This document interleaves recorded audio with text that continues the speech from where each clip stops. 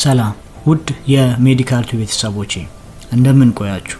ሰላምና ጤና በያላችሁበት ስፍራ ሁሉ ብዝት ይበል። እኔ ወንድማችሁ እጅግ በጣም ደህና ነኝ። እንግዲህ ዛሬም እንደተለመደው በአዲስ ቪዲዮ መጥቼላችኋለሁ። በዛሬ ቪዲዮ ላይ የምናነሳው ሐሳብ ብዙ ጊዜ ሰዎች መድኃኒት ሲወስዱ የሚሰሯቸውን እና መታረም ያለባቸውን 5 ስህተቶችን እንመለከታለን።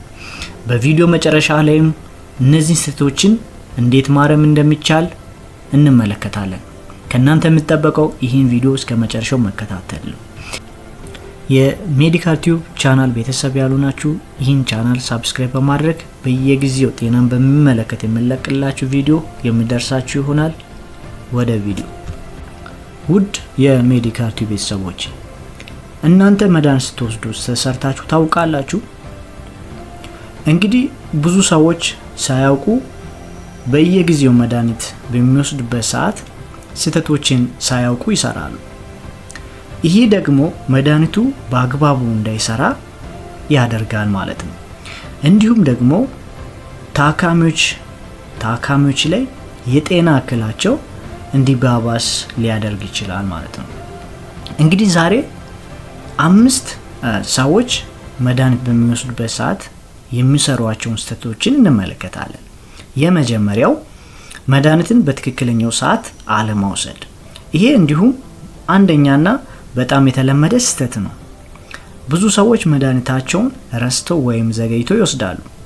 እንዲሁም ደግሞ አንዳንዶች ረስተው በሚያስታውሱበት ሰዓት ያንን መድኃኒት እጥፍ አድርጎ ይወስዱታል። ይሄም በጤና ላይ ከባድ የሆነ ጉዳት ሊያስከትል ይችላል ማለት ነው። ስለዚህ መፍትሄው ስንመለከት መድኃኒቱን ለማስታወስ አላርም መጠቀም ይቻላል። ለምሳሌ አንድ መድኃኒት ጧትና ማታ የሚወሰድ ከሆነ ጧትና ማታ አላርም ማሙላት፣ እንዲሁም በቀን 4 የሚወሰድ ከሆነ ያ ማለት በ6 ሰዓት ልዩነት ነው። በ6 ሰዓት ልዩነት 4 አላርም ማሙላት ይቻላል ማለት ነው። ሌላኛው ደግሞ ዘዴ ምንድነው? መድኃኒቱ የምትወስዱት መድኃኒት ግልጽ የሆነ ቦታ በቀላሉ ሊታይ በሚችልበት ቦታ ማስቀመጥ ይቻላል ማለት ነው።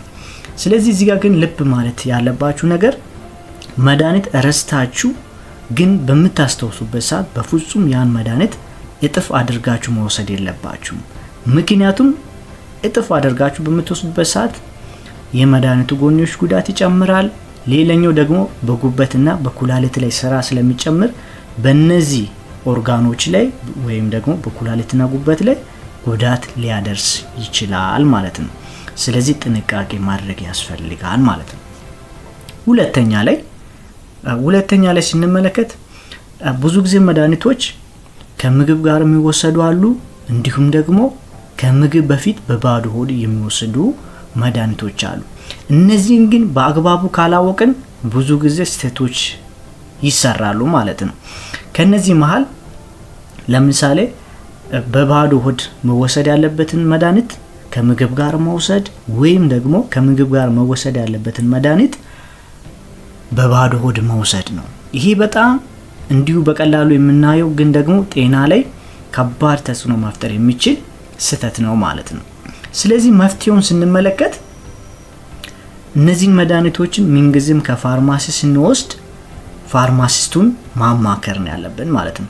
ከምግብ ጋር ነው የሚወሰደው ወይስ ከምግብ በፊት ነው የሚለው ነገር በደንብ ማጣራት ያስፈልጋል ማለት ነው። ስለዚህ ያን ካደረግን በኋላ ከምግብ ጋር የሚወሰደውን መድኃኒት ከምግብ ጋር መውሰድ፣ እንዲሁም ደግሞ ከምግብ በፊት በባዶ ሆድ የሚወሰደውን መድኃኒት በባዶ ሆድ መወሰድ መቻል አለባቸው ማለት ነው።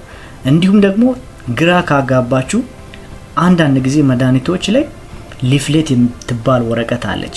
ያቺ ወረቀት ስለ መድኃኒቱ አወሳሰድ፣ ስለ መድኃኒቱ መጠን በደንብ አድርጋ ስለምትገልጽ ያቺን ወረቀት በደንብ አድርጎ መውሰድ፣ እንዲሁም ፋርማሲውን ጠይቃችሁ መቀበል ትችላላችሁ ማለት ነው። ስለዚህ 1-2 ምሳሌ ልጥቀስ። ለምሳሌ ከምግብ ጋር መወሰድ ያለባቸው መድኃኒቶችን ስንመለከት ብዙ ጊዜ ለህመም ማስታገሻነት ከምንጠቀምባቸው መድኃኒቶች መካከል አይቡፕሮፌን እና ዳይክሎፌናክ የሚባሉ መድኃኒቶች አሉ። እነዚህ መድኃኒቶች በተደጋጋሚ በባዶ ሆድ የምንወስድ ከሆነ እነዚህ መድኃኒቶች ጮጋራ ላይ የጮጋራ ቁስለትን ሊያስከትሉ ይችላሉ። ስለዚህ ይህንን ለመከላከል የጮጋራ ቁስለትን ለመከላከል ከምግብ ጋር ይወሰዳል ማለት ነው። ይሄ በሕክምና የሚመከር ጥሩ ተግባር ነው።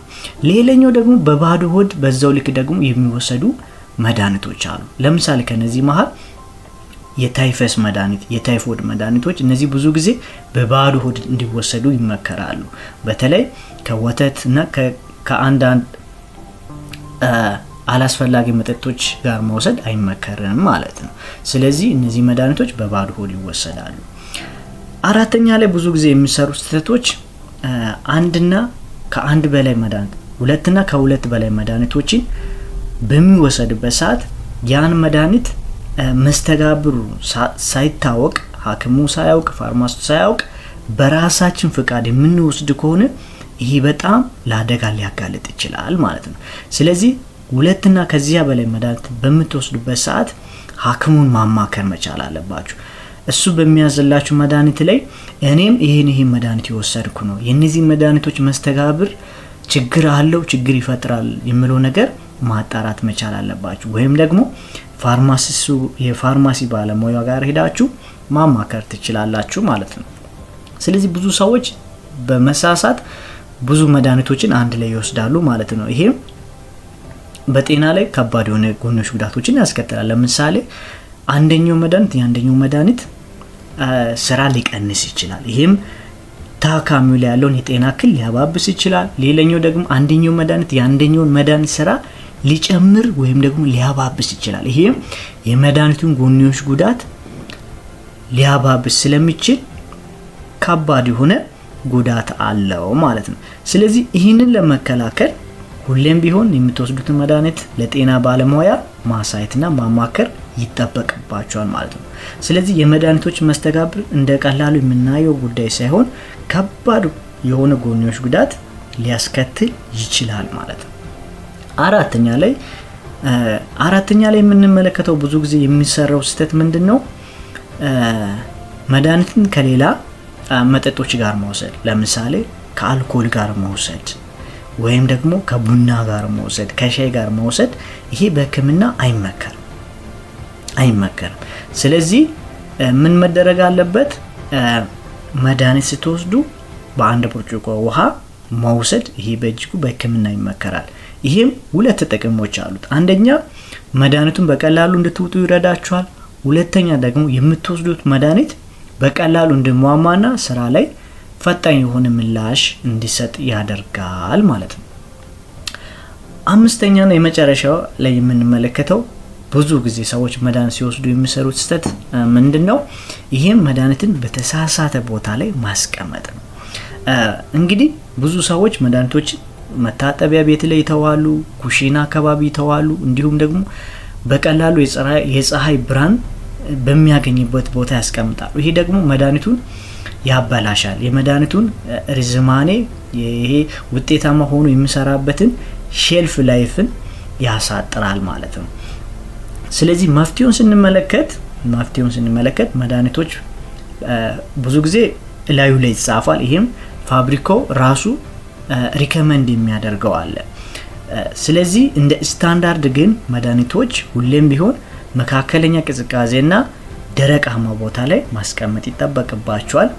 ሌላኛው ደግሞ በፍጹም መታጠቢያ ቤትና ኩሽና አካባቢ መድኃኒቶች መቀመጥ የለባቸውም። ሶስተኛ ላይ ደግሞ መድኃኒቶች ይህን ሁሌም ቢሆን ልብ ማድረግ አለባቸው። መድኃኒቶች ሁሌም ቢሆን ሕፃን ልጅ በፍጹም መድረስ በማይችሉበት ቦታ ላይ መቀመጥ ነው ያለበት። ይህም መድኃኒት ሕፃናቶች ስለ አካላቸው ላይ ጉዳት ሊያመጣ ይሁን አያመጣ ስለማይለዩ መድኃኒቶችን ሊወስዱ ይችላሉ። ስለዚህ ይሄ ለሕፃናት ላይ ከባድ የሆነ ጉዳት ሊያመጣ ስለሚችል ሕፃናቶች በማይደርሱበት ቦታ ማስቀመጥ ተገቢ ነው።